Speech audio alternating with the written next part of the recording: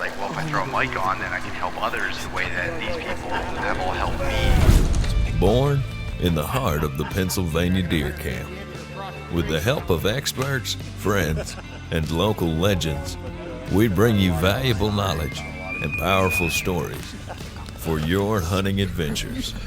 Welcome to the East Meets West Hunt Podcast with your host, Beau Martonik.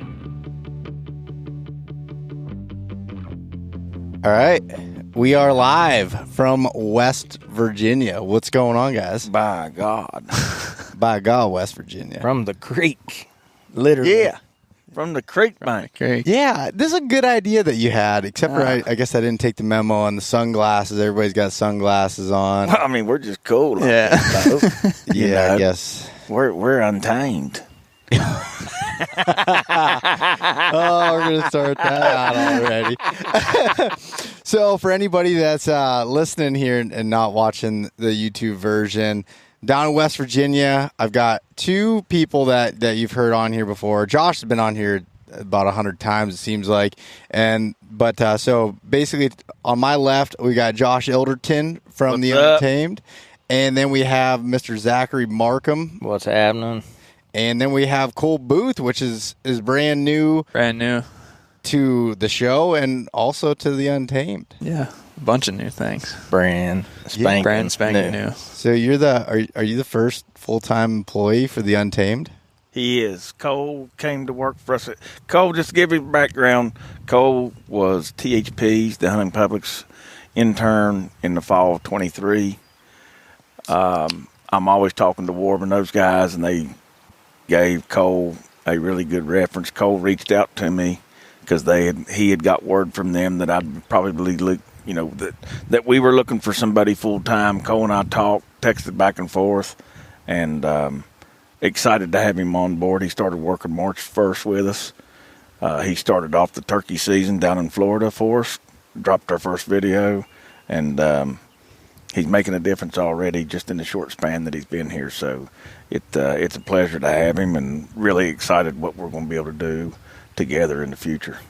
Yeah, no, it's been cool to get to meet Cole here, and him and I are roomies for the last few days down here. And we're roomies with no doors on the bathroom. We're real personal with each other.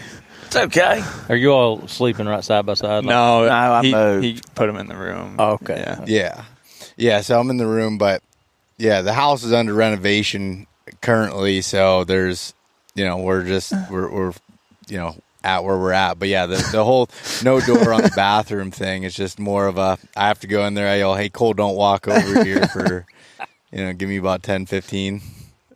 That's No, that's terrible. It's all right. No, it's all right. I mean, it's all right, ain't it, Cole? It's not. Yeah, it's all right. Yeah. I don't mind it. So, Cole, tell Beau's listeners, since this is your first time on his show, a little bit about you before we get into the nitty-gritty. Yeah. Let's hear it. Yeah, so I grew up in eastern Wisconsin, right by Sheboygan. I'm from Plymouth. It's a town of like 8,000 people.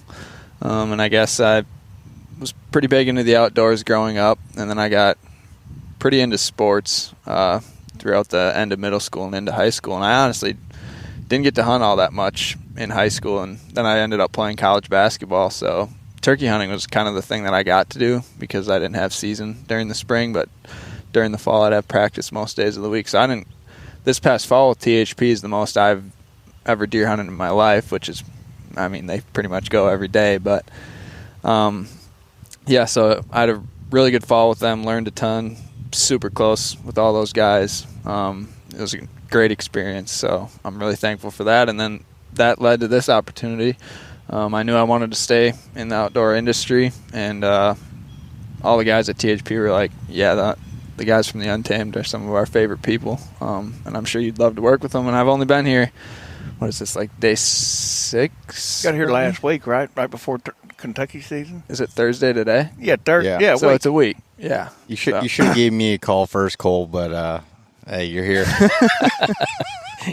We've got you in the mix of a lot of stuff already in 7 days. Oh God, it's been a hoot. I love it already. It's been so much fun. Yeah, I love seeing it. Like when when we were going out to roost birds the other day and stuff. Cole's like just fired up about it. He's like, I love it. I love it here. I'm looking forward to the rest of the spring and the fall. But what's interesting, I just want to talk about real quick here is just about how interning has helped lead you to having a full-time job and kind of rolling through that. What would you say, like, as far as for anybody else that was kind of in your shoes a few years ago? Do you think that's kind of the route to go, or what do you think?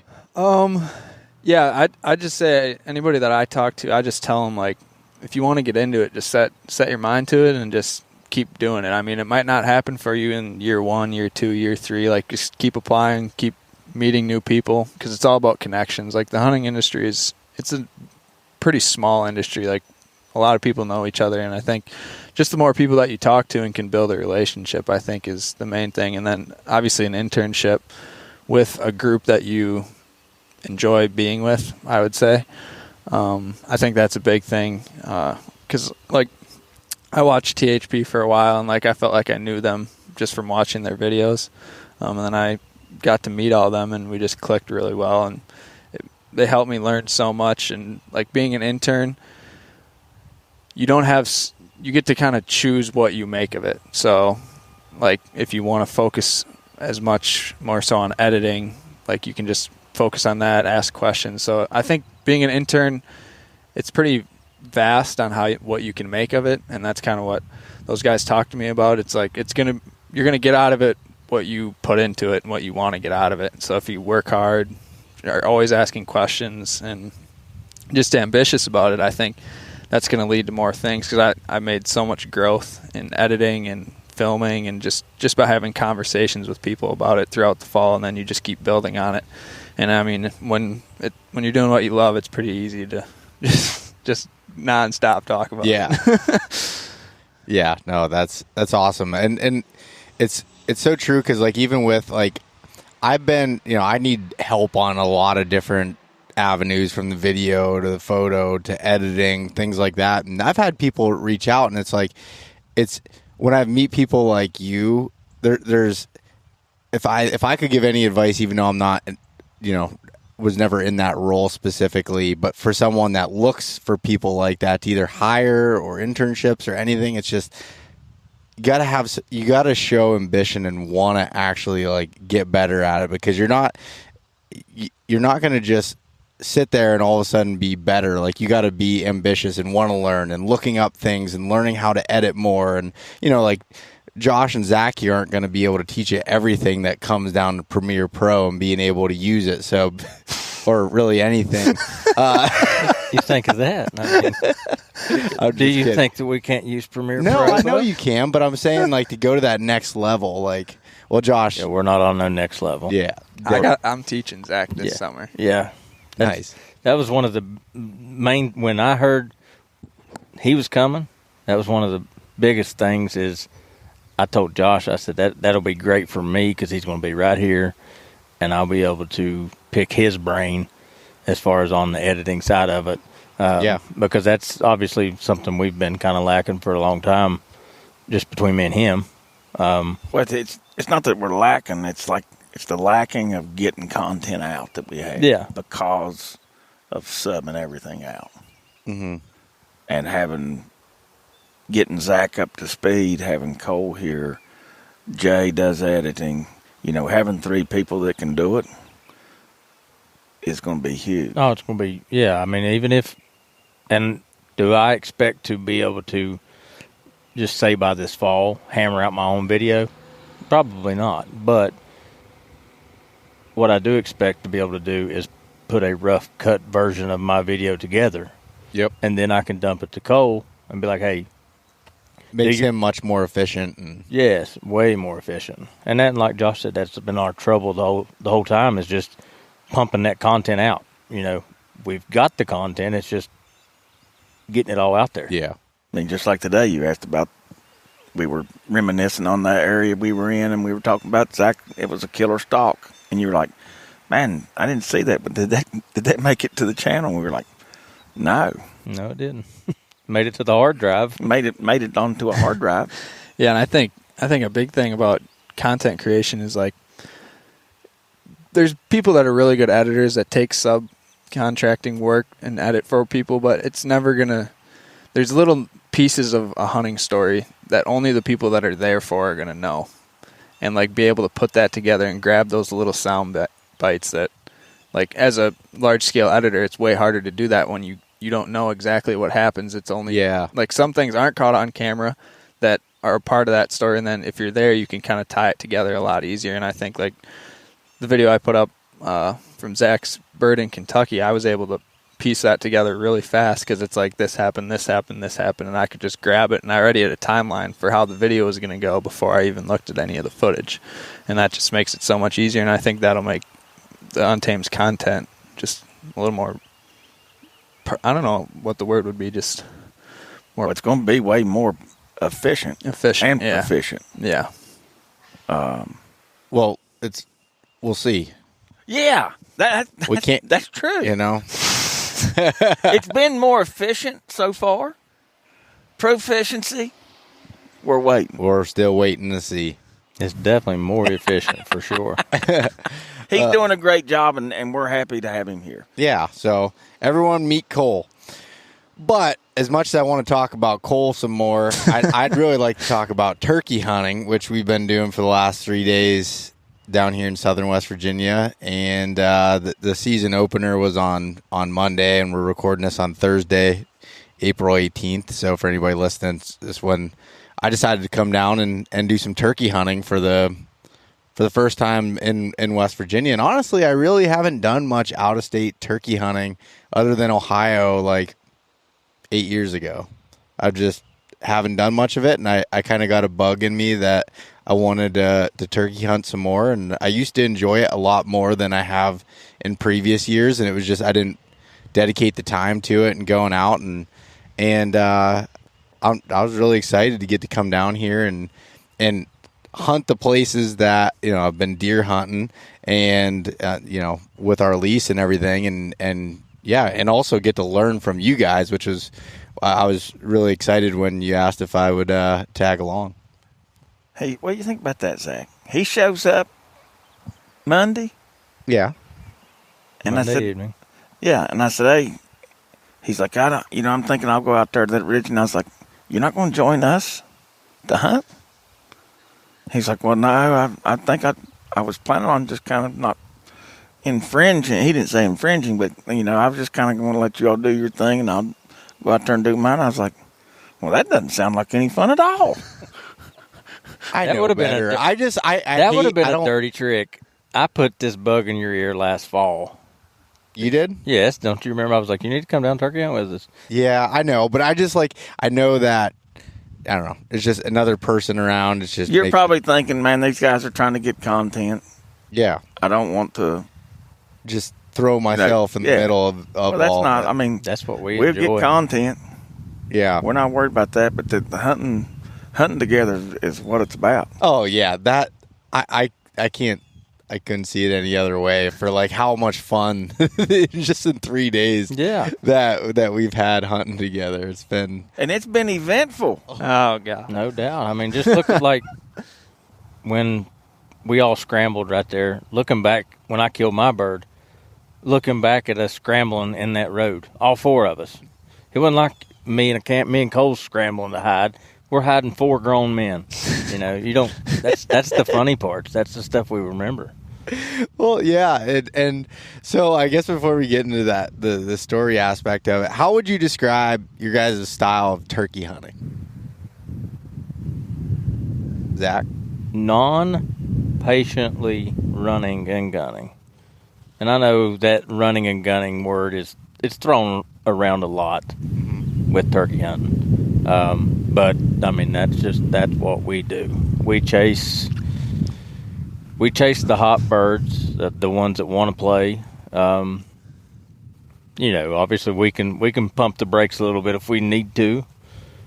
If it's, you know, if we're not having any luck or, you know, we find a specific bird that we just didn't want to stick with. But for the most part, we run and gun. We truly run and gun until we find that one that wants to play. And most of the time, pardon my French, but we have a lot of old shit moments, and we pile up under a bush somewhere, and hopefully he didn't catch us before we got under the bush. Yeah. I mean, that's well, you've been here and 6 days, and how many times have we done that already? 5 or 6 times. Yeah. But that's the good moments. Oh yeah. You know what I mean? That's the I mean, best how part. fun would it be you're to be sitting there just looking down your gun barrel for 45 minutes, knowing he's coming?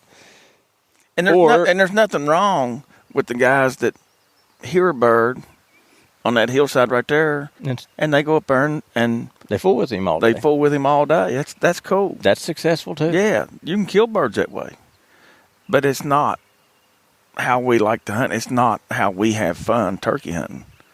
The way we hunt, you know, if the birds that Zach was talking about don't want to cooperate, we're still dropping pins on those birds, and the running part starts right there, because we'll leave those birds and run to a bird or find a bird that's hopefully going to cooperate. If he doesn't cooperate, if we don't find any birds, we're always swinging back later on in the morning to the birds we pinned early that didn't want to cooperate, and we usually get them fired back up 2 or 3, 4 hours later. And that's the running and gunning part. There's all kinds of ways to turkey hunt, but for us, the fun for me and Zach is, and you've been with us for 3 days now, is taking off and getting in the birds and trying to get in. You know, you hear everybody talking about that bubble of these turkeys, these gobblers, and it's just trying to get in that bubble. Oh, and, yeah. And it's an absolute hoot. I mean, I can't explain how much I look forward to it every year. I look forward to it so much I was late the first day. He slept in. I couldn't even sleep, man. When I fell asleep, I felt like I was, you know. I'm just kidding. I went to bed early. No, I didn't. No, I did go to bed early, but I'd hunted with Brody youth season Saturday and Sunday, and I was kind of wore out. And then I woke up late Monday, but I was like, man, Cole and Zach, they're going to go strike some birds up. I'm going to get over there about 7:30, 7:45, and I'm going to be like a client. I'm just going to walk up there and smash one. That was our plan. That was our plan. We tried. How many birds y'all here? Zilch, 0, goose egg. None. It didn't work. No, it didn't work. God. No, it did not work. So we hunted till 1 o'clock Monday. Didn't do any good. We heard 4 birds all day. Didn't do no good. Yeah, it was not a good look for the Untamed No, crew. not Your beating the home state. Home state opener struck out. I can't wait to spit on this mic. Oh, you're going to? Yeah, Sure. I see. Yeah, you lean over to that side and it's still in the same spot. You're gonna end up doing it. Mm-hmm. I'll give you one of my headsets if I do. No, but we have a really good time turkey hunting the way we turkey hunt. Like he said, you got multiple ways you can kill them. You know, And I think like it's exactly what I wanted from when I said when I was tagging along on day one. You know, Zach was like, "Hey, just FYI, I'm the shooter today," and I was like, "No, man, that's like 100% what I wanted. Like, I wanted to be involved, and I'm not trying to paint you to be an ass, but like, wow. but that's what I wanted was to be there, be involved, and just really learn how your guys' style is, and to be able to hunt. And I've always been on the other side of it, where it's more of I'm just trying to find a bird, and once I find one that gobbles, I'll play with them for a while. And watching how you guys do it, and I mean, if that bird don't want to play for 15 minutes, you're moving on. We're gone. And it was like weird to me, like it gave me like anxiety a little bit. like what are we doing here? Yeah. Yesterday when we saw that bird cross the road in front of us, and then he was at like 50 yards, and he was kind of just around on that hillside, and we just decided, we're just going to go. He doesn't want to play. But I was like, oh, my God, I would never leave this turkey. I'd lay here all day. Oh, yeah. Really? Yeah. Yeah. I was like, And we just left. yeah. I mean, he was like 70 yards Yeah. from us, but he just didn't want to play. He didn't want to gobble, and he probably would have came out to one side or another before closing time. But you're like, nope, not the game we want to play. We're out. No, and just start walking down. I'm like, Yeah. what? That's a good example because, like, Yeah, it is. you know, with Cole and I sat over and I said, dude, he's just not wanting to do it, man. I said, if he gobbles, we'll fool with him. But if he's not, I mean, when we saw him just picking around and, you know, but he just wasn't doing it. Now, we do have the opportunity to do that. Some places you don't have the opportunity to do that. You know, you don't have the acreage, you don't have the access. You know, we, especially down here, and I like but even like in Virginia, like when you go to Virginia, we still run a gun. Yeah. When we go to Kentucky, we run and gun. But I can see, just not from so much personal experience, but just watching other YouTubers and stuff, watching other shows, how, you know, you get down in Alabama and you find one turkey that gobbles, you might want to just stick right by his side, you know, and play his game. And that's kind of the way it has been in PA and a lot of the areas that I hunt, where the population had been down so much. It's like, you hear one gobble, you better, like, that may be your chance for the day, and you got to put effort in. So there's definitely situations to it, but there's also, you know, as it's been getting better over the last 3 years, I'm like, I'm gonna use a little bit, maybe more of a hybrid approach of doing that. Maybe, you know, wait things out a little bit longer. Set you a time limit. But yeah, but not, you know, going all in on an area. And that was, I mean, that's the way my grandpa has hunted, you know, for years. Now he likes to find one bird that he wants to hunt. But in years past, you know, he'd ride around and find spots, call, nothing moved, next spot, call, and be able, because you're trying to get as many at bats as possible. And like with your guys' style of hunting, there are chances that you're going to screw up because you're being super aggressive and you're going that, but you keep. I'm not talking down on you, Josh. We know, but like, We know. just keep. But you have so many at bats because you're always moving and going on that it works out, and that's yeah. You just got to keep hammering at it. I That's mean, it's sometimes Josh's energy goes down. I got to try to pick him back up. sometimes his energy goes down. We've discussed. You gotta We lift haven't him up. discussed obviously on the podcast, but I've explained to you, Beau, I was going to the hat trick. You can see Josh's energy in his hat. You can tell exactly where he's at. If the hat is down low and just off to the side crooked, Stuff's getting ready to get real. super serious. He's dialed. He's focused. There's nothing else going on in the world other I agree with that. than what he's focused on at that moment. Yeah. If you have the hat sitting on top of the head, just barely sitting there, The day's chalk. the day's done. He's done. It's time to start over again tomorrow. Yeah, go get if the something to hat eat. is sideways on top of his head, he doesn't really have any feelings. You just kind of He just go with the flow at that point. go with the flow. Yeah. No, I agree with that. It is what it is. I mean, for us, and I think, you know, our season in West Virginia, you have to be done hunting at 1 p.m. And there's a lot of turkey hunters that make the mistake. And we get text from our buddies. Y'all hearing anything? What are y'all hearing? We're not hearing nothing. And people go home if they don't hear any birds off the limb on the roost. And I think that's where a lot of turkey hunters make the mistake, is they don't stay out until their maximum times. We've been out till 1 o'clock every day except for today. And the only reason we came back today is that because we've hunted so hard this week, is we wanted to get this podcast done. I've got to go look at a couple of jobs. Zach's got to work. Cole's got a video to get out tonight, or we would have stayed till 1 o'clock. It's like, if you don't hear anything, you have to stay. That's one thing I will say, no matter what the mood is, we hunt. Oh yeah, we're going. We hunt. We hunt until, if we're not having success, we hunt until we have to be out of the woods. Yeah, And I think that it's a big key for our success. Absolutely. It is hunting hard and staying after it and grinding, no matter how much you don't want to get out and walk over or run and gun and keep on calling, nothing there. Well, that's what you have to do. you know. And don't get lazy and jump up on a berm Yeah. before you call. It's Like at 12, 15. Like you did. Yeah, you got to keep your head in the game. Complacency. Well, yeah, that's a good word. Big old Tommy careless. Thompson was just sitting there right over the edge, and And it would have been a moment. oh yeah, oh yeah. No, you can swear on here. It was an oh shit moment where, like, if even if we didn't jump up on that berm and you would have called and he would have hit, Yep. you also made a crucial mistake of not bringing our guns with us when we, because at first we were just planning on calling at one spot out of the vehicle, and then we just started walking down. Next thing you know, we're a half mile away from the vehicle with no weapons. And typically that's when it hits the fan. Yeah. That's when that bird's he strikes and he's 75 yards and you have no exit route to get away from him. You're trying to run back and it's just a debacle most of the time. And and we have moments like that.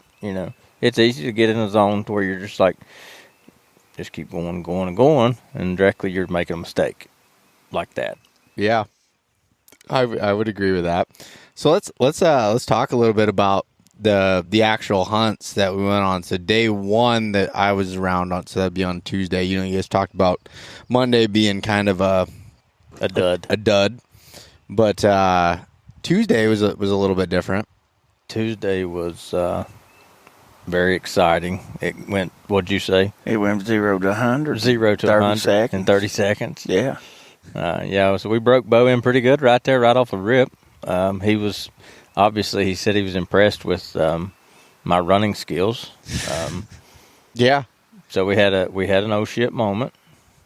Well, that was because we'd spotted a couple birds. We were going after them. They was under the ditch, in the ditch under the road that we was on. And we were going out there to call, and when we was getting ready to call, who spotted them? Me. Yeah, Zack said, oh gosh, there's a bird right there, probably 300 yards from us, but way down the hill. Well, we all gathered our stuff up and made our way out there. Instead of calling to him, we went to him. Yeah. And when we got out to where we thought we was above that turkey, or them turkeys that was in that ditch, I made a call to see if we could locate them. And that's when the oh shit moment happened, and there was a turkey that was right above us. Yeah. And then the scramble began, didn't it, Cole? Yep. Luckily, we had a couple pine trees that we could dive into, but yes, it worked out how I don't think any of us really thought that he'd come over the top and come right down to us like that. No, and that's one big thing that I could tell people that's listening to this. In southern West Virginia, eastern Kentucky, Virginia, a lot of these turkeys in the mountains they will not come down. I mean, they just basically refuse to come down to you. You can have the hottest bird in the country, and if he's up flat above you, you're not calling him down the hill to you. He's not going to do it. You either got to get on his level or above him. Well, we was below this turkey. And I told you when we set up, we were below him, not by choice, because we weren't going after that bird. That bird just happened to gobble right above us. Yeah, if we knew that bird was there, we would have looped up and got on. Totally different approach. With him. Yeah. But I even told you when we sat down, I said, this is terrible situation. Absolutely terrible. But it was a terrible situation until that bird come out of the woods and he was downhill. Until Cole said, oh, God, there he is. Yeah, it was a terrible situation until he perked up by going, you saw that big white head over there coming downhill and crossed straight at us, and I was like, oh, my. Yeah, so, I mean, that's a sexy thing right there. He comes down, and we all didn't know it at the time because obviously we wasn't chit-chatting with each other as this was going on, but we all, after the fact, agreed that we all noticed something a little different about this turkey but couldn't figure out exactly what it was. There was something appearance-wise that looked different. So anyway, make a long story short, he comes in, I shoot, knock him down. Josh gives a big hell yeah, or yeah, baby. Was it a yeah, baby? I like a yeah, baby. Big yeah, baby. And I think echoed the whole way down the holler. Yeah, I think it scared the life back into my bird because he jumped up and took off running, and so did I. I run as hard as I could, and I told you, Beau, I said I thought when I seen him, he was hit hard. I thought in my mind, if I give everything I got, I can catch him. I can get up, I can keep up with him and get another shot, and I did. But I didn't get the shot. and I busted myself. So I go up a hill, down into a thicket. Fortunately, Cole was behind me a few steps, and he was on the uphill as I was in the downhill. And he said, I hollered back. I said, where did he go? He said, he's already topped the next hill. I said, oh, my God. So I get up to the top, and Cole was like, man, we need to keep going. He's hit hard. I was like, okay. We get up to the top of the next one, and here he is laying up against a little locust bush, 10 yards. Well, he jumps, obviously, and takes off running, and I swing, make a really good shot. Well, Beau thinks it was a really good shot, and I appreciate it. But Yeah. I made a shot and knocked him down, and when he went down, I went down. And then here we both laid. I literally looked at Cole, and I said, is he down? He said, yeah, he's down, buddy. I said, well, okay, I'm going to lay here for a minute. Well, watching that bird, there's one thing I wanted to paint a better picture for anybody that's listening to this. So when Zack said that it was in the ditch below us in the road, if you're thinking of a normal ditch anywhere else in the country, you mean like just like over the bank? I mean, this was a good, 100 feet of elevation below, like a big ditch that you find in coal country, basically. Yeah. And so it was way down below. I mean, it was a good spot from a distance there. That's where we thought, and that wasn't even the bird that you ended up shooting. Right. We were moving on him to get above him as we thought he was heading up this drainage ditch to head up to the upper road, and that's where that other one sounded off. And when he came in, man, like, all of us knew that something would look different about that bird. I mean, his head would turn ghost white, which was super cool. He's strutting coming in. I was like, man, is this the way they are in West Virginia? They just come ripping downhill. They do, come across this wide open. But I think us setting up in those pines made a big difference where he couldn't exactly see where the calling was coming from. But then we had 4 grown men tucked into different bushes. I was just laying on the ground holding a GoPro up, and when that bird came in, I thought you weren't going to get a shot for a second, and he was going to come around by me, and my gun was laying down because I was holding this GoPro. I was like, there's no way I'm even going to get a shot. And then he ended up having like pure white wings, which that was the big thing that we all noticed. Something as soon was as I different. walked up to it, I was like, my gosh, I knew there was something that was shining. Because he put on a show for 100 yards. Yeah, I mean, he was in the open. Yeah. He came across that side hill. I mean, it was just, it was When he was in that little drain right there, you asked me how far he has to come, and I said, well, he's probably 80 right there. I mean, it was unreal, the show he put on, going in and out of strut and half strut, spitting and drumming. And Zach put the hurting on him. Put the hurting on myself. And, he obviously doesn't have his turkey lungs and legs up and under him yet. So it busted him running after him, but it was... We got him. Yeah. And then the rest of the day was pretty uneventful, right? What happened the rest of the day? Did we hear any more? Did we get on any more? Yeah, we went diving off the mountain there at the end. At yeah, about that 12 was o'clock. Yeah, that's when I was the chauffeur. Yeah. Yeah. So we went out Yeah, I forgot about that. running and gunning, and didn't do any good. And then all of a sudden at Noon. right at It noon, was 12 o'clock, 11:58 when we dropped over the mountain. we struck some birds out on a big high knob, and it was a cliff pretty much. And these boys, Beau, Josh, and Cole, dropped over the mountain. And fortunately for them, I stayed at the side by side and Pick us up at the bottom. to pick them up at the bottom of the mountain in the creek. So Yeah, because there's a good 1,200 feet elevation from top to bottom, and I'm talking straight up and straight down. And Josh, we knew we had to move quick in on these birds, and when we were going down it, I described it as a figure skater moving through the mountains, and how Josh was moving so quickly, and he'd almost he would kind of fall and slide. I mean, you scraped yourself up, but you do it pretty gracefully, which I was impressed with, and it was a struggle to keep up to the speed and keep just everything underneath me as I was heading down off there. I was impressed. It was very good. I always have said I've got cat-like reflexes. That's how I travel. I always land on my feet. So, day one of Beau Martonik's adventures down here in southern West Virginia, But turkey hunting. Yeah. You come away with, what'd you say? I look like a Josh looked like remind you of a figure skater going downhill, and I looked like Usain Bolt. Usain Bolt when you're sprinting after that turkey. Yeah. No, that's true. But when we went down there, to kind of to recap that day there, as we were heading down, it was a long story, but essentially we kept getting off on the wrong finger because there were so many little fingers that ran down through there, and we were trying to play it cautious, but then we were running out of time, and we ended up getting to where the birds were, and literally saw him on the point right at 1 o'clock, and we could do nothing about it but unload our guns and walk down off the hill. Just wave at him. Yep. That's what he did to us. Tell him, say, see you tomorrow. Yeah. He waved back at us. Yeah. And then we got our crap together, and we done it again on Wednesday. Yeah, and Wednesday was very. Yesterday was fire. Wednesday was very electric. Yeah, it was on fire. Electric. Yeah, yesterday was fire. And I'll start it out by saying it was slow. The first bit of the morning, we actually had a little drizzle of rain. We didn't have no idea it was coming. Low ceiling in the sky, kind of just everything just felt low. Everything did. Well, then after that little rain, everything picked up, and the woods were electric. They was. God, there's birds gobbling every direction. Yeah, we didn't know which way to turn, and from that point, I'll let you all take over.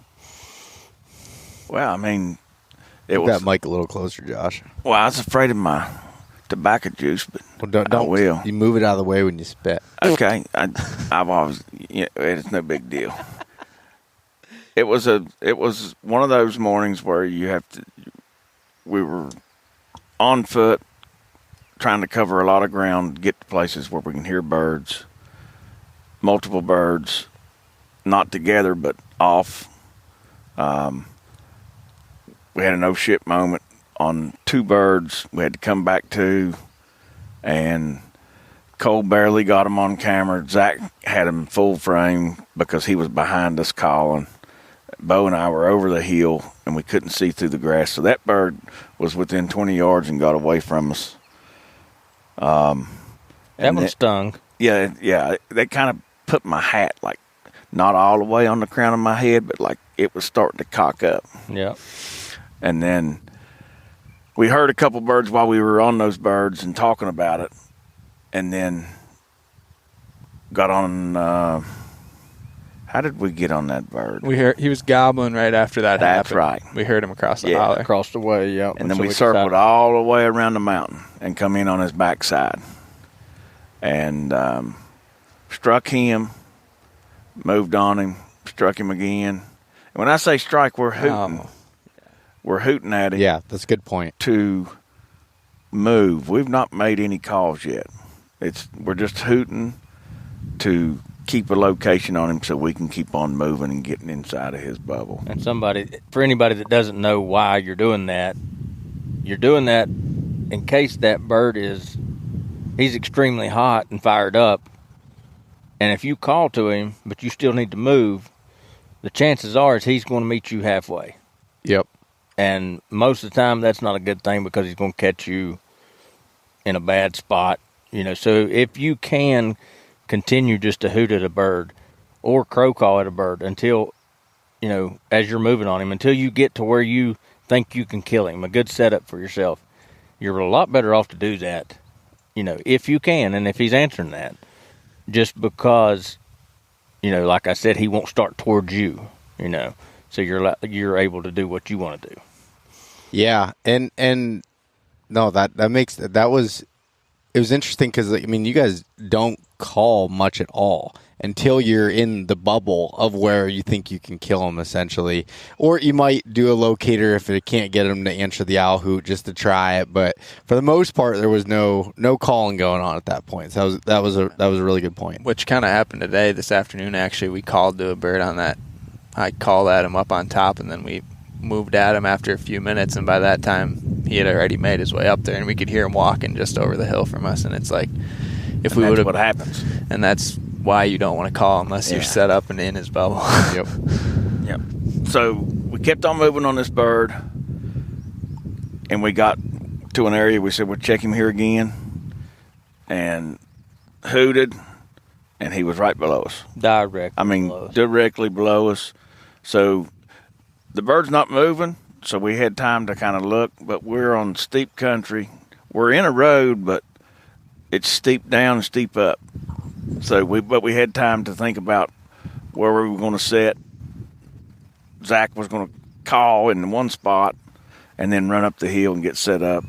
And Zack called, and this bird, what did he do, like 7 gobbles? What would you call that? I don't know. What It was quad? It was like Not a continuous. I don't even know what 7 is. He was like choking on his own Yeah, I know. gobbles and just Yeah, kept, it was just one after. It just What is that? yeah. I don't even know how to describe it, but it was like nothing I've ever heard. It was like that many gobbles. It was in a almost row. the octogobble. The octogobble. The octagon. But that term will go through the industry. That's another little bit of Ilderonomy. Yeah. Octogobble. The octogobble. But I mean, he was out of breath. I mean, right? he literally Fifth ran. gobble. He gobbled till he ran out of gobble. And He like his last 2 was like a like that was Yeah. it. and then he didn't gobble again, and he was coming. Now I will say that last gobble of the octogobble, you could tell he was turned our way and coming. Yeah, he was. It was like and it was like Yeah. and we got set up. And who was number 1 on the shooting list at this point? At this point, no, you had You- known you- that I, yeah, that you- I told you that. Yeah, you told me at that point, you're like, hey, I want you to be set up for the shot there. Which Yeah. we were both like, we were parallel with each other. If he came out one direction, you had the shot. If he came out another direction or in front of us, I had the shot. So and that bird kind of came up not exactly where we expected him to, Yeah, he off come to up the left. He come up off I to the think left that- a little bit. I think he came right to the call over the lip And then and then went to his right just a little bit. that's right. Yeah, I would say he probably, I don't know, but I would say he comes straight up. That's right. Because I towards could my- hear him walking right up That's to us, when I- and then he stopped And walking me and Zach for a heard bit. him walking. And Yeah. I'm pretty sure we heard spit. I was like, he's right below us spitting. But then Zach and I didn't even know. Like, we didn't know until both of us jumped Yeah, Beau scared me. at the shot because the turkey came up to the left out of Zach and I's area. So we're kind of locked in. And I wasn't On watching us. Beau either. If Right. I'd have been watching Beau, I could have told by his action that he was getting ready to Yeah. shoot or something was going on, but I couldn't see you all, so I had no idea. And when the gun went off, Yeah. So, Bo, we'll let you. We were all surprised at that point. But We'll let you take it from there. so what happened? So Cole said, he goes, I hear him. He's coming from the left. And I couldn't hear him at that point. And I was like, okay. And so I'm looking that way. I kind of shifted my body a little bit. And all of a sudden I seen that head coming up. And I got down on the gun. And I'm like, oh, crap. He's kind of heading out that way. And he may come in front, but he may not. I felt like once he hit that dirt road there, it was kind of game over. He was going to turn around. And he's coming through this brush, and as soon as he hit one hole, Cole says to me, I'm on him, and that triggered me to pull that trigger at that point. But it wasn't just that. It was also me not sure if he was going to just exit our life at that point. And it was a good shot. It should have been 30 yards, relatively open. I could see his head and everything. And I must have jerked the trigger. I definitely did. That's exactly what happened because my gun's on, as we found out today. But yeah, I missed him behind his head, and you can see it on video. The whole pattern went behind it. And when I was target shooting, there was one shot where when I pulled the trigger and I knew I jerked, that I hit off to the right. And that's exactly what I did. I think he was at that point though where he could have. Oh, at that moment, it's like if he cuts into that thicket and goes down, you're going to be kicking yourself that you didn't shoot right there. yeah, that was the right decision to make to get that bird killed. Yeah. Like if you're the type of turkey hunter where you're wanting to sit there and just fool with them, and let them take that chance that they're going to come up in the road and Like put on that? a show for you. Like no, that? I don't fool with them. I'm shooting first opportunity. I'm shooting too. I'm shooting. I'm shooting just where you shot. You just Yeah, I mean, pulled it. you That's just no pulled big the shot. deal. And that's Yeah. turkey hunting. If you ain't missed a turkey, I could care less. We catch hell about it all the time. Yeah, We miss turkeys. we missed We several. kill turkeys. And if you're turkey hunting enough, you're gonna miss. It's that simple. Yeah. So we chalked it up, got our wits about us. Can you hear me now? I heard. I had a little adjustment by my buddy Zach with my microphone, but Beau was kind of down. Did we hear any birds after that? That's the bird we saw. Yeah, that's and then the- we left him, and Beau was like, "What are we doing?" Yeah, so, And then so going to Beau's bird, we heard another bird off in the distance. So we went to Beau's bird. Well, I call him Beau's bird, but he's technically not your bird because you didn't hit him. So we'll just, I don't know what we'll call him. We'll call him bird number one. call him Free Bird. We was going to Free He Bird. was Leonard Skinner. Yeah, we was going to Free Bird and heard another bird off in the distance. So after Beau missed Free Bird and he flew to 2 counties down, we decided to go full with the original, bird number 2 over there. So we go to him. That's the bird that we talked about earlier that we seen. Thought he may have seen us. He obviously didn't. We set up on him, called him in to 60, 70 yards, no shot, but he was still not boogered or anything, just kind of meandering around there on that point, and that's the one that kind of blew Beau's mind because we just got up and said, all right, peace out. We'll see you tomorrow. Yeah. And then really the rest of the day was pretty uneventful. But we went all the way until 1 o'clock again. Yep. And I don't think we struck up another bird the rest of that day. So then it kind of led into today, which there's a lesson we haven't talked about yet with the way you guys turkey hunt that I think is super important for anybody that hunts steep terrain with a lot of different terrain features and points that jet out, is the fact that when you're in big steep country like we are here, those birds can't hear you depending on where you're located at. So, we would move 20 yards sometimes to call from a different angle and then all of a sudden get a bird to answer. Or we'd be able to hear a bird that might have been gobbling and we just couldn't hear it because of the way the terrain lays. And you're always going to, say if you're on one ridge, you're basically calling to that other face versus what is below you. And that's what I learned, as far as with hunting some of this big country. Is that accurate? Yeah, it's just a matter of not thinking that you're calling to every bird, say, in a particular holler. You get high up on a mountain in a particular holler, and you're calling down, and you can hear it echoing down this holler. Don't think that every bird in there is going to hear it. You can change sometimes. You change 30, 40, 50 yards, maybe 20 feet in elevation, and the pitch of that call is something totally different. And a bird that you feel like you may have even been closer to at your last call, he may answer you from this area. And we've done that today. A couple times. We've done it a couple times, several times, obviously. Yeah. But you'll see us. And what Beau's referring to, he's seen it the last 3 days. We'll call an area, and then we might just walk another 30 yards and call again. And for Beau, that might have been confusing at first, but I'm sure you've realized why now. Yeah, no, it totally makes sense, and it was proven many times over about hearing those birds in those different places. Like this morning, we went to a place that we called yesterday at the very end of the day. Didn't hear anything, but saw a big tom track on that road in the mud, and went in there this morning, all because Josh was late and we couldn't get to our spot that we wanted to get to. He didn't oversleep. His belly was hurting. That's what he told me. Is that accurate? Yeah.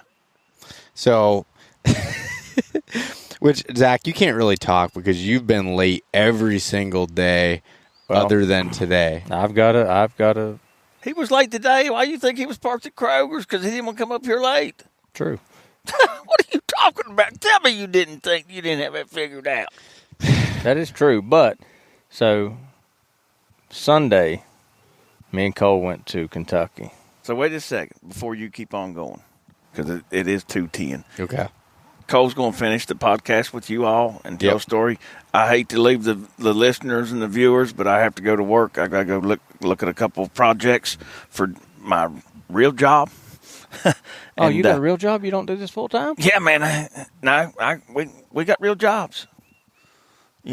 So I have to do that. I apologize for having to bow out. All right, now we can get serious. Now that Josh is gone, but anyways, continue with what you were saying there. As far as, or was I saying something? Where was we at? We were was talking at about this morning how we saw Tom Track in there. Went in there this morning and then probably. Oh, I was probably no. I was talking about being late. Oh, yeah. being So, late. Yeah. So Sunday, me and Cole, that was our kickoff, was Sunday in Kentucky. I was all jacked up for it. I was up 45 minutes before Zach said he was going to be at the trailer, so I was up at 4:15. Yeah, and he was hammering some coffee.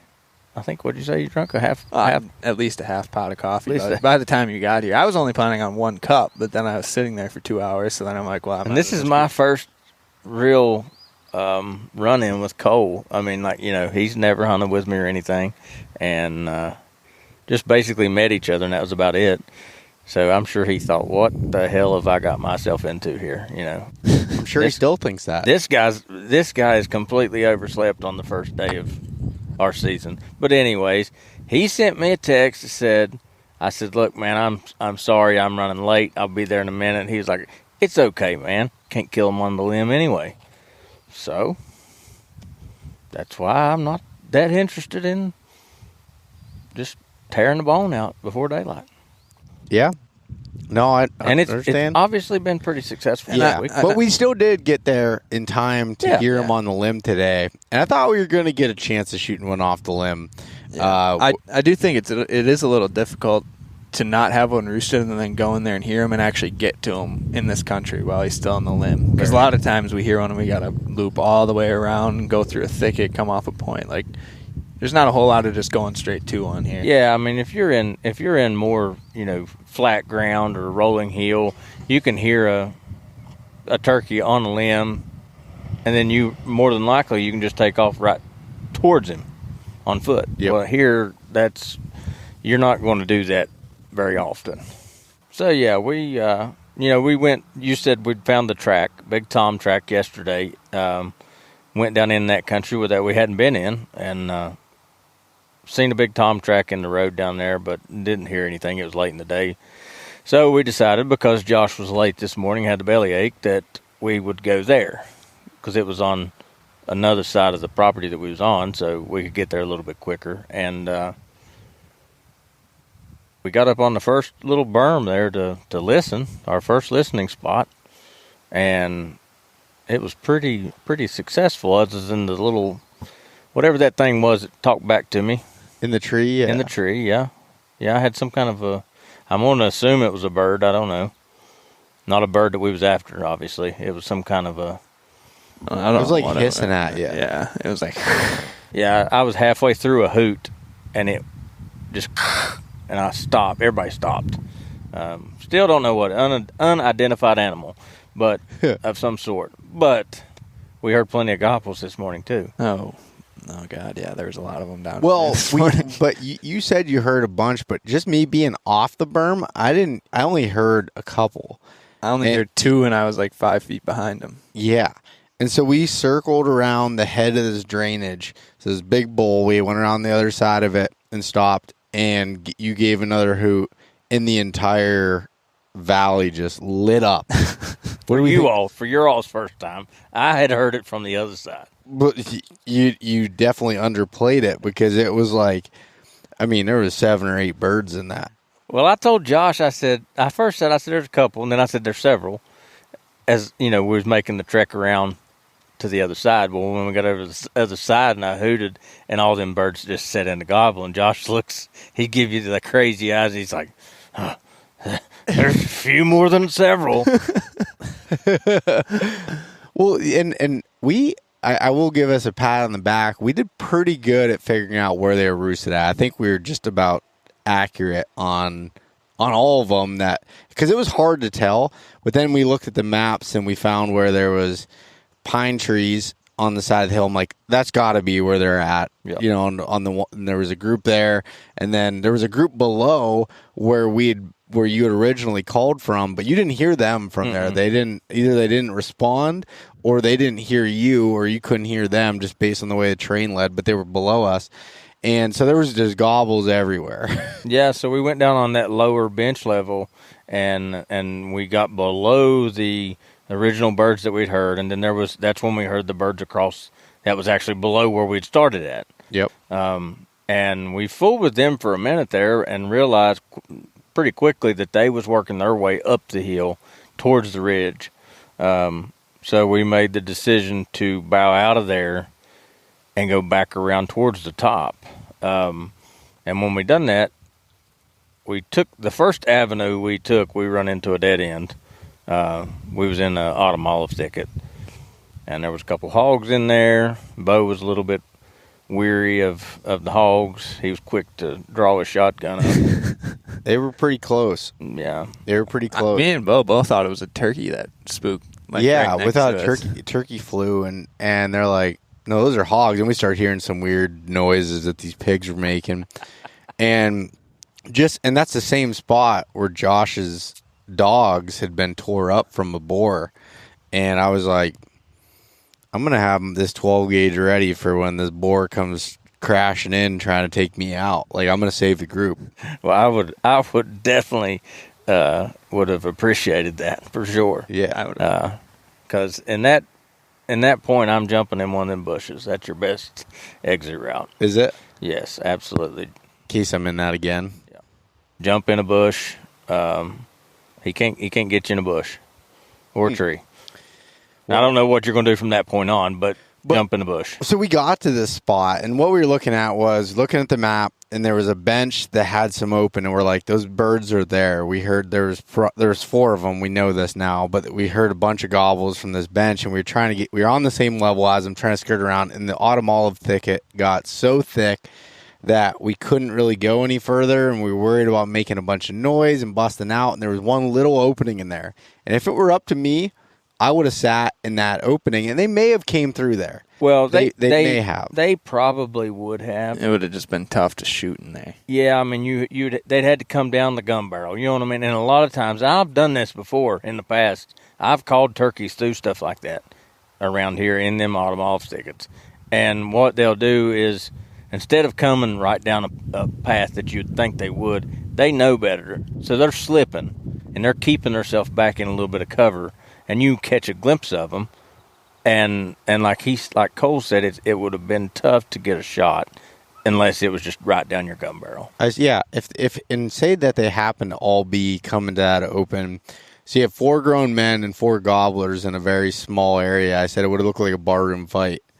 Like, it would have really got interesting. Yeah, we just needed some saloon doors, and it would have been good. And I think that's where I wasn't thinking from the standpoint of, and you made a good point about them, not coming exactly how you'd want them to. I was just thinking, I think they'll come through here, and they're hot enough that they're going to come to this spot, and they probably would have, like you said, but to try to move your gun with their eyes and do that, and it wouldn't have worked out the way that it did, and you guys, this was again something that I definitely learned from. It was like pulled completely out, went way up around. We'd walk up around the top, and then we looked at it actually on 3D, where you could see that this one little drainage would keep you covered.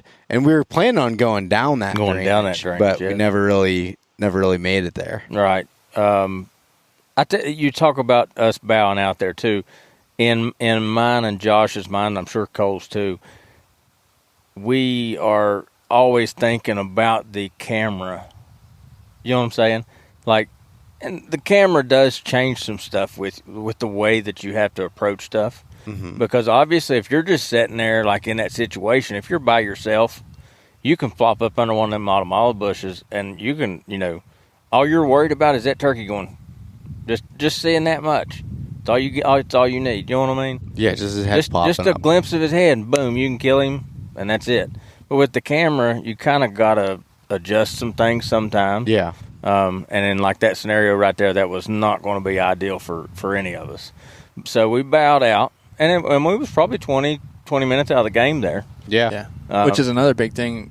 We never called these birds at all. It was all hooting, and we were within I'd say 100 yards in that thicket. They were maybe 100 a little closer. Yeah, I mean, we was pretty close to them right there, and we just hooted our way as we were working towards them. And then when we kind of sat there and thought about it, we weren't worried about those birds coming to where we were because we weren't calling at all. Right. We were just located. And had we been calling, something would have happened right there in that thicket. Either they would have busted us or something would have happened there because they would have come through there to check us out. But so anyways, we bow out, we go around the top edge, and we, like Beau said, we found this little drainage that we had thought we was going to go into that would lead us down to them without them seeing us.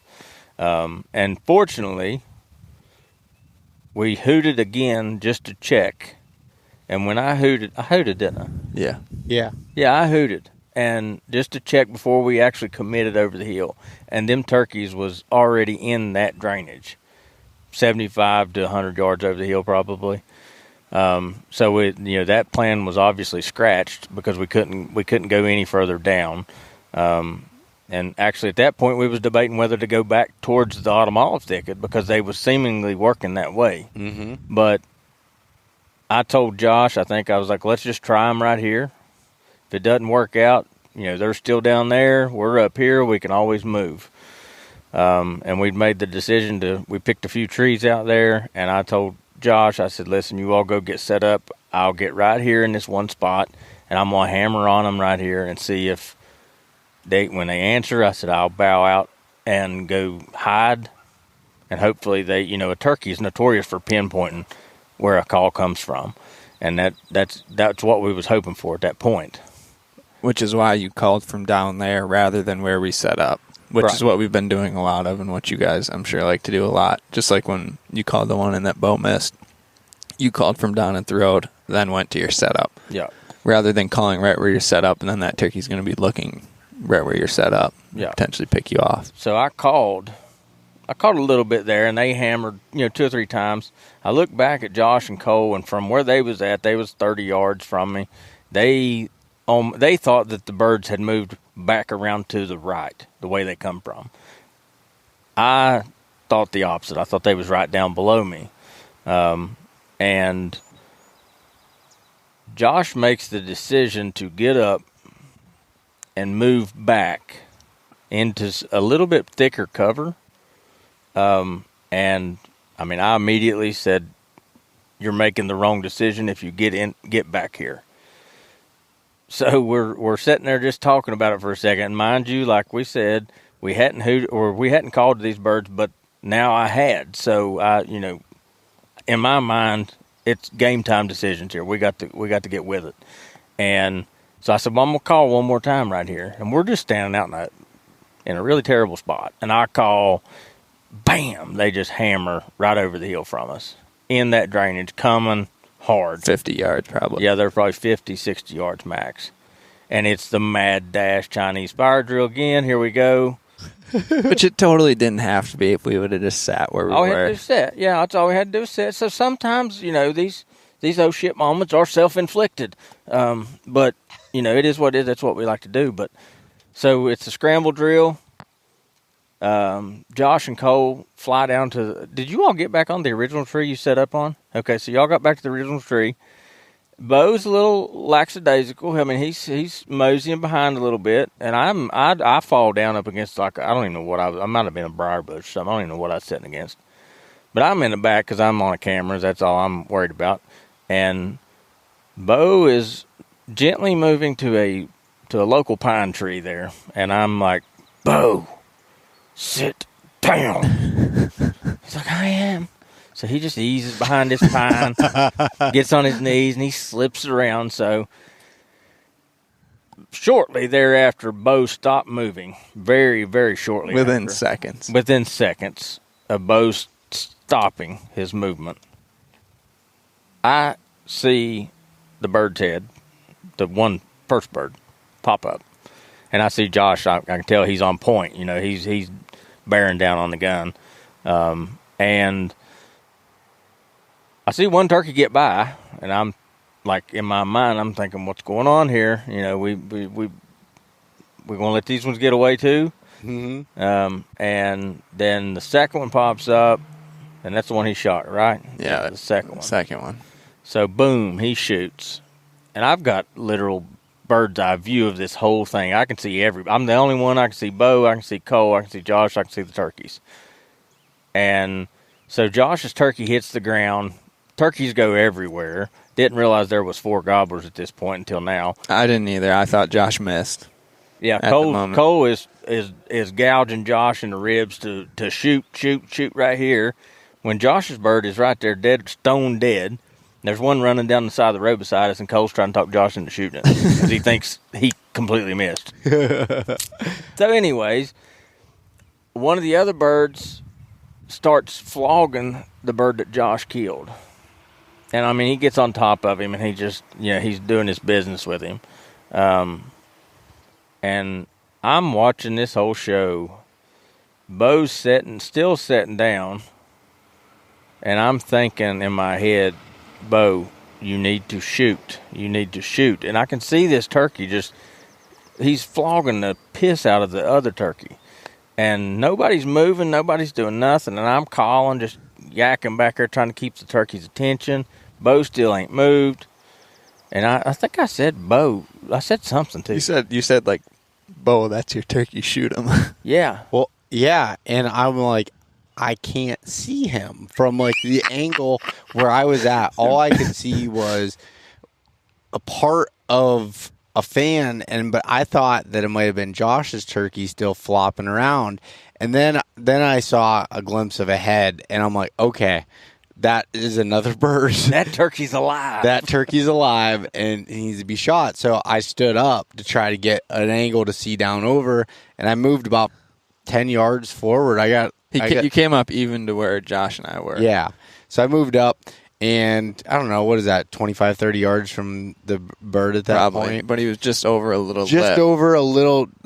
Just a little lip there, and I could just see, portions of him. But what Zach couldn't see from behind was I could see if that bird left that gobbler, which he was going to at some point, he was either going to go left or right, and I had both exit trails covered. So I was like, don't mess it up. Just be patient. You're going to get your opportunity. And we were talking back and forth, Josh, you and myself, kind of talking back and forth. Loud whispering. And but you guys are like, shoot up, what do you have? Yeah. I know. I'm going to. He had Josh and myself telling him, Beau, shoot him, Beau, right now. See his head. Zach's behind him. Beau, shoot him.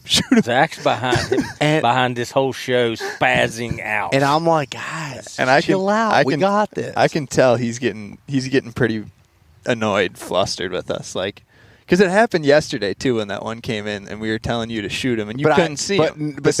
But Josh sat in my seat at that point and said, yes, I can see why Beau couldn't see him. Yeah. So it wasn't my fault. But when you're in a different angle, sometimes you can be 2 feet away, and you're like, how does this person right next to me not be able to see that?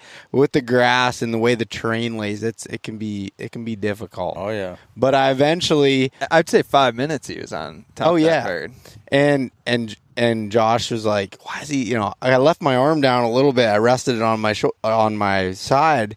And he's like, what are you doing? Like, afterwards he's like, you left your gun down. I said, well, he wasn't going anywhere at that point. So why am I going to have my arm up and getting tired and then start shaking versus getting a little bit of a rest to stay patient? I just kept telling myself, be calm, be patient.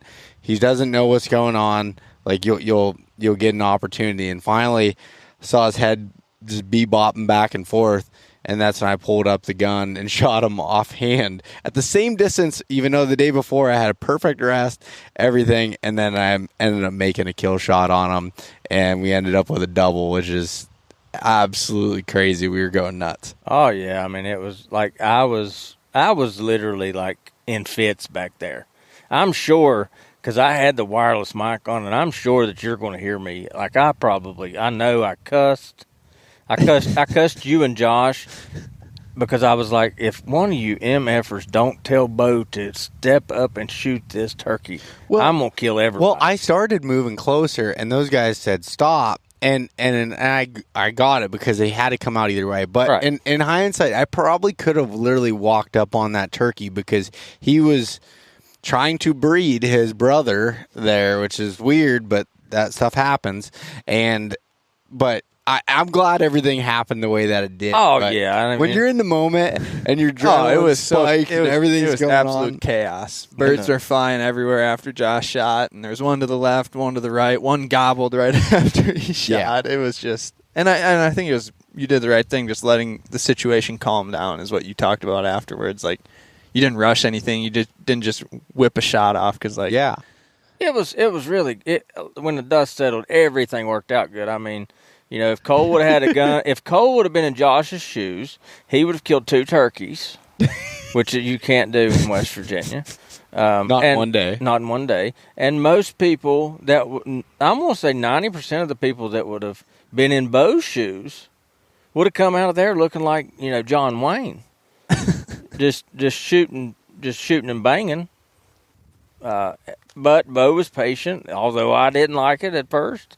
He was patient, and like I said, when the dust settled, it ended the way it was supposed to. I've learned with myself, like, there's obviously times when you have to make things happen, but like assessing the situation, I was like trying to think of it, like trying to remove the adrenaline spike that I had. That was like, I need to make something happen now, and just looking, I'm like, okay, there's no way for this bird to leave unless he's spooked that I can't get a shot at him. So just chill out and let it happen, and it did. And that's the thing that I could not see. Yeah. Where, from my point of view and my angle, You thought he could sneak down that ditch. I thought he could sneak out to the right because it got thicker. It was really open to the left, sneak out thick to the right. And I thought that was his exit route. Just the way they come in, basically. I thought that was the way that he could get away from you. So that was partially why I was back there just in convulsions. Yep. No, I understand. But it all worked out great, and we got 2 turkeys. And believe it or not, Zach predicted it last night. I did. I told. I didn't tell Beau because he's not in our Untamed group, but But it involved me. Our Untamed, it did. It involved your complete name and everything. I said 9 a.m. double. What was it I said? You said if we double by 9 a.m., Beau's buying breakfast. Yeah. Well, I didn't get no damn breakfast. I can tell you that. I offered it, but you guys wanted to keep hunting, so we kept hunting. So because you had a second tag, and Cole has a tag too, so we were hunting for you guys. Otherwise, I would have bought you breakfast. By the time we got to Taco Bell, it was too late. It was past noon and out of the breakfast window. So he didn't want to buy us lunch. He just wanted to buy us breakfast. I would have bought you lunch, but you didn't even stand up to the table because you ordered on your mobile app from the table behind, which is weird. But apparently you save money on it. Yeah, so it's not as weird anymore. Taco Bell mobile app, mobile order pickup is the way to go. Yeah, Cole's got them little tricks, man. Yeah. I'd call myself a Taco Bell connoisseur. Okay. All right. We'll add that to the resume. When you drink Baja Blast, you are a Taco Bell connoisseur. Because I'm telling you, he said I said, well, just get me the same thing because he ordered mine too, and he was like, is this what you want to drink? I said, no, Cole, no, I don't want Baja Blast. I said, for me to describe Baja Blast to somebody that's never drank it, my opinion of it, if I would ever drink 409, you know, the cleaner 409 or Grease Lightning, that's what I would think that's what I would think they would taste like is Baja Blast. Yeah. And it my wife loves it. Interesting. Have you ever had it? I think I have, but it probably would have been like 15 years ago. No, I can do the Code Red. I think they had an orange. Remember Livewire? Yeah, that was the orange. The orange one I liked. I used to always do the live. Yeah, Did you like Code Blue? I don't think I've tried the blue one. Like the deer piss? The deer piss? No, Mountain Dew. No. Blue. I was thinking the same thing. Both I was like, okay, man. Wisconsin, you guys do it different. Doing things a little different around here. No, I don't like Baja Blast, but yeah. Yeah, man. But awesome 3 days. I mean, we're still going to continue. Oh, we're gonna kill a couple more. Oh, we got Beau down here. We got the little PA boy down here for a couple more days at least. Maybe he can get his first camera kill. And I do want to just say, I do want to film one. Just but I do want to just preface this by saying, like, we're at the deer. Everything's in my mind deer, but the turkey populations are really good. They are good. This is, it's private land. No, but listen, it's private land. It's not saying that the public is all like this, but the populations are pretty good and they're sustainable to be able to. That's the continue key. to hunt. The key is sustainable. Yeah. And I told Cole this. We was talking about this Saturday or Sunday. So me and Josh done a lot of shows this year. Well, it was a lot for us. It was our first time ever doing shows. But one of the most frequently asked questions that I know, was about turkey populations. And obviously, and I know it because being around everybody and talking to and having friends that are from other states and watching other people hunt different states and stuff. And I just like you, I've heard you talk about the turkey population in PA being down. It doesn't take rocket science to figure out. Tennessee goes from 4 birds in a spring to 2. There's a reason they're doing that, because they're seeing a decline in their turkey population. But that's one thing that it seems like around here that we've never really had that issue, because everything, I don't know why. I don't know if it's, because there's a fair share of turkey hunters. Obviously I don't think we're like the South. You get down into the Mississippis and Alabamas and even Georgias, and you got a pile. People live and breathe turkey hunting. Yeah. But, we've still got, our fair share amount of turkey hunters, and we got some turkey killers, but we've never really have an issue with the population of our turkeys, and like Beau said, that's the reason that we can go back. Yeah. We've had a hell of a 3 days. We've killed some birds, but we're not going to hurt ourselves. No. And if we ever thought, obviously we had this conversation at Taco Bell. Yeah. If we ever had the thought that we was going to hurt ourselves or the property that we was hunting, we're out. We're doing yeah. Even if you wanted to be as selfish as possible, if you have any sort of intelligence with it, you would know not to shoot too many birds in an area because it's going to hurt it. Yeah. If you go into an area, like, if you go into a holler and there's you hear 4 longbeards and 2 Jake gobbles, and that's the first week of season. Well, and you come out of there and at the last week of season, you and your buddies, y'all killed 4 longbeards out of that holler. Guess what you're going to have? You're going to have 2 Jakes. That's it. Yeah. Next year you're going to have 2 longbeards, if you're lucky, if they don't get eaten by a coyote or something stupid. That's what you're going to have to hunt. Yeah. Yeah. And yeah, we have a decent amount of property to be able to hunt in multiple different haulers and hollows and whatever the hell you guys call it. We call them valleys, but you get into these different ridge systems and everything, and we can be hunting, miles apart essentially. Completely different flocks of turkeys. Completely different flocks of turkeys and getting after it. But it's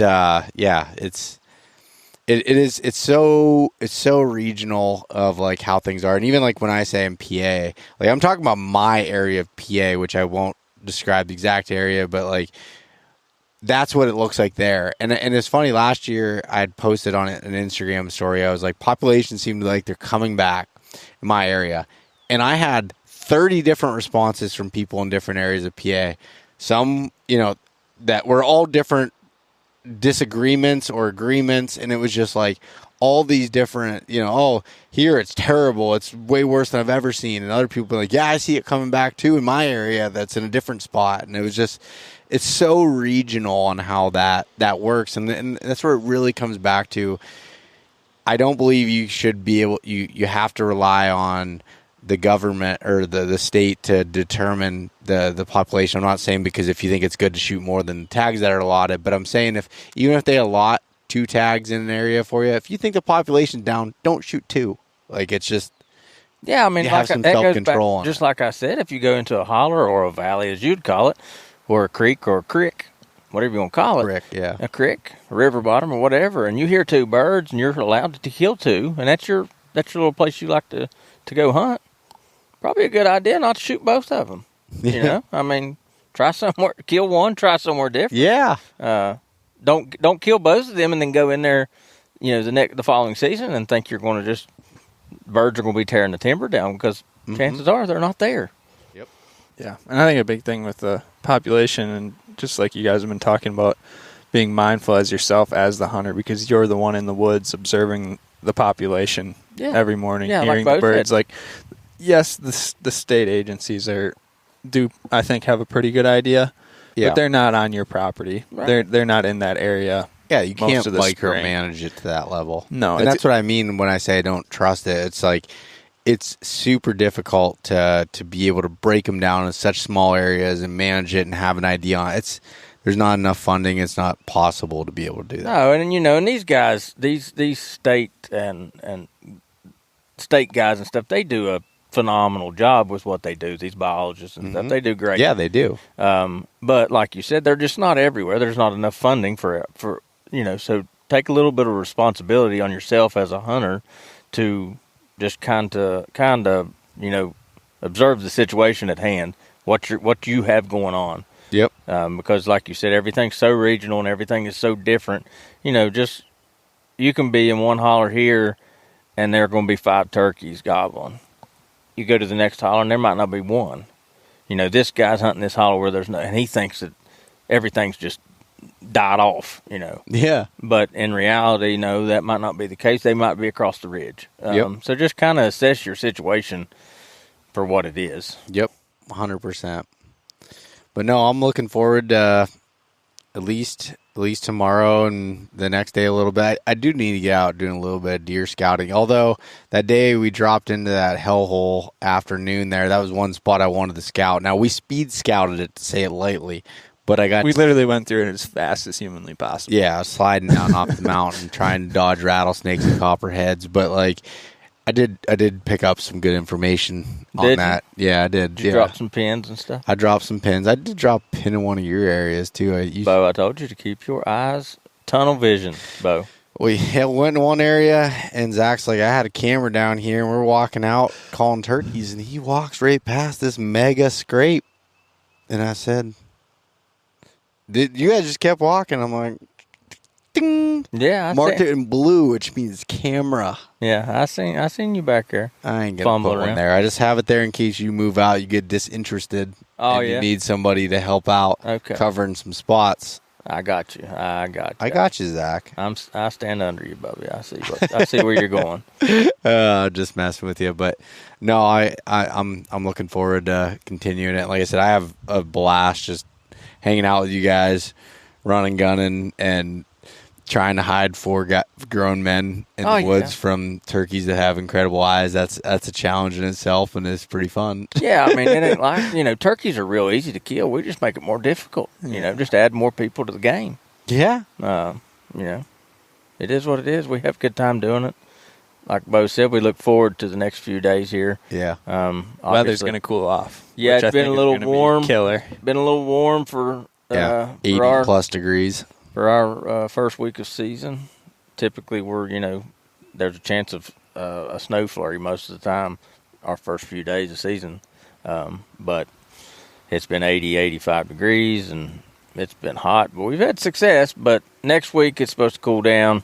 And I don't think I don't think the turkey hunting is going to get much better, in my opinion. I mean, we can't ask for much more. No. But I just want to keep it the same, Yeah, if we could just keep the actual turkey hunting the same and lower the temperature down just a smidge. Just for our comfort. Yeah, just for our comfort, we'll be in the money. Well, guys, I appreciate you coming on and talking here and sticking through it. Cole, I know you got some editing to do, and you didn't bail out like Josh did. So. Well, I got the drop hour moved back to 8 o'clock instead of 7, so I should have some time now. Nice. Yeah, Josh just bowed out. Yeah. Zach, I appreciate you sticking around and doing this. We have another one I'm going to record with Zach that won't come out till a later date about his big old buck that he shot last year. So we'll get to that hopefully on this trip to be able to record it. So we'll see if he's allowed to spend that much time with me. Yeah, Shelby's already on me. She's like, "Is Beau come down? You just desert us up here?" I'm like, I mean, Beau's buddies. I'll stop by. Hey, yeah. You know, I'll babysit a little bit maybe. Babysit a little bit. I told her, I said, we can podcast up here. Yeah. She said, yeah, that'll really work out real good. 2 toddlers running around. I said, that'd be all right, too. I said, we're real, you know. Everyone's listening. Check out the Untamed on YouTube. You can check out Instagram, Facebook. What's the website? TheUntamedHunt.com. TheUntamedHunt.com. Get on there, check it out. We got a bunch of hats, shirts, apparel, all kinds of different stuff on there, man. Just get on there and check it out. Yeah. Yeah, appreciate it, guys. And thanks, everyone, for listening. We will talk to you next week. Hey, guys. Thanks so much for listening. If you enjoyed this conversation, share it with your buddies. Leave us a rating, a review, and subscribe. If you want to check out more content like this, there's plenty in the links below. We truly appreciate having you guys along with us.